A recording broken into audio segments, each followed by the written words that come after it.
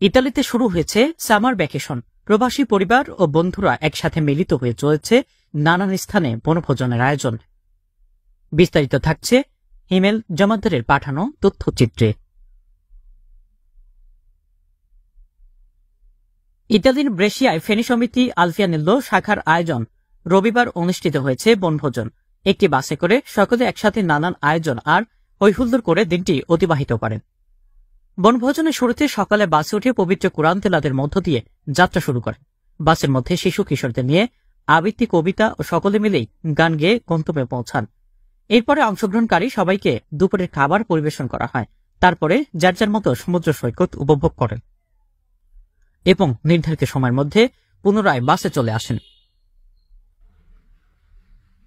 আয়োজক ফেনী সমিতির সবুজ ইমাম, রাজীব পাটোয়ারি, ফারুক মোহাম্মদ, নুরুল আফসার, সাইদুল ইসলাম চৌধুরী, একরাম হক, আরিফ চৌধুরী, শাহজাহান চৌধুরী ও মোহাম্মদ আজাদের সার্বিক তত্ত্বাবধানে ও পরিচালনায় বনভোজনে শিশু কিশোরদের নিয়ে নানান আয়োজন ও লটারি ড্র অনুষ্ঠিত হয়।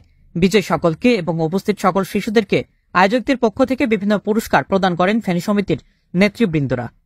পরিশেষে বনভোজনে অংশগ্রহণকারী সকলকে আয়োজকদের পক্ষ থেকে ধন্যবাদ ও কৃতজ্ঞতা প্রকাশ করা হয়।